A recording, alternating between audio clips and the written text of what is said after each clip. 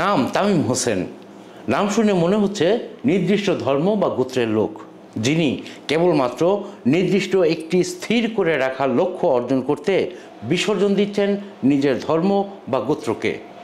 প্রশ্ন থেকেই যায়, কি সেই লক্ষ্য?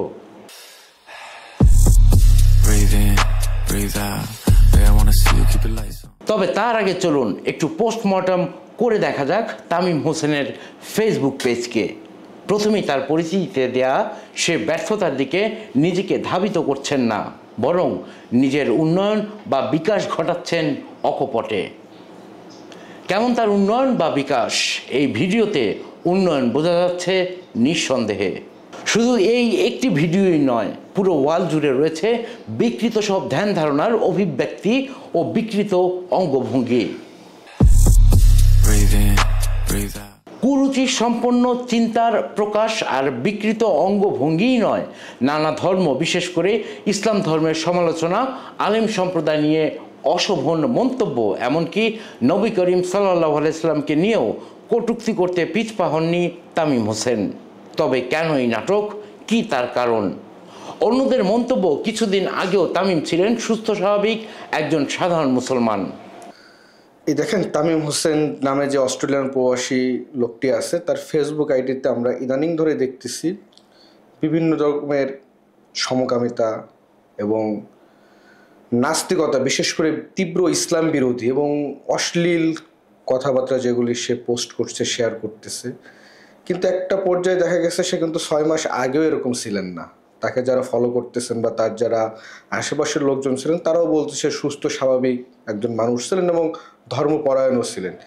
কিন্তু এখন এটা আপাত দৃষ্টিতে যেটা দেখে মনে হচ্ছে, মূলত নাগরিকত্ব পাওয়ার জন্যই সেরকম তীব্র ইসলাম বিরোধিতা করতেছে, অশ্লীল পোস্ট করছে বা নিজেকে একজন ওই সমকামী সমর্থক বা সমকামী হিসাবেই সে দাবি করে দেখাচ্ছে, যাকে অস্ট্রেলিয়া যাতে তাকে নাগরিকত্ব দেয়।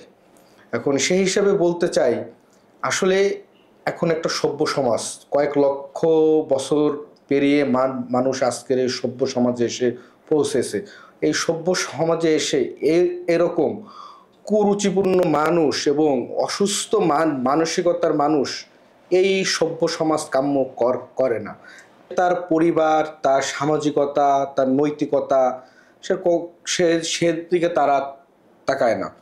আর এই সমস্ত বিকৃত চিন্তার মানুষ, তারা তো অ্যাটলিস্ট কোনো নৈতিকতার ধারে না। তারা মূলত তাদের স্বার্থ হাসিলের জন্য হেন কোনো কাজ নাই যা করতে পারে। দেখেন, সে যে কাজগুলো করতেছে সমাজের সব থেকে নিকৃষ্ট কাজ, এবং সেটা প্রকৃতিরও বিরুদ্ধে। তারপরও দেখেন, তার নিজের স্বার্থের জন্য সে এতটা সে নিচে নেমেছে। অবশ্যই আমরা জানি অস্ট্রেলিয়া পৃথিবীর মধ্যে অন্যতম সভ্য একটি দেশ। যদিও সেই দেশে সকল ধর্ম মত নির্বিশেষে জায়গা আছে, তবুও পৃথিবীর কোনো দেশই এরকম অশ্লীলতা, এরকম উগ্রতা বা অন্য কোনো ধর্মের প্রতি বিরূপ মন্তব্য করে এটা অবশ্যই সমর্থন করে না। আমার জানা মতো অস্ট্রেলিয়ান সরকারও বা তাদের সংবিধানেও এরকম বোধহয় নেই এই ধরনের মানুষকে তারা আশ্রয় বা প্রশ্রয় দেবে। অতএব অস্ট্রেলিয়ান সরকারের উচিত এর বিরুদ্ধে যথাযথ তদন্ত করা এবং তদন্ত গ্রহণ করে কঠোরতম শাস্তির আওতায় তাকে নিয়ে আসা। শুধু তাই নয়, তামিম হোসেন তার ফেসবুক পোস্টে যেসব ভাষা ব্যবহার করে থাকেন তা প্রকাশ করতে গেলে নিউজের স্ক্রিপ্টটি কমিউনিটি গাইডলাইনে ভায়োলেন্স সৃষ্টি হতে পারে, তাই স্কিপ করে যাচ্ছি। একজন মুসলমান কি করে পারে শুধুমাত্র পার্মানেন্ট রেজিডেন্সের জন্য নিজের মুসলমান সত্তাকে বিকিয়ে দিতে? কি করে পারে নিজেকে গে হিসেবে প্রতিষ্ঠিত করতে?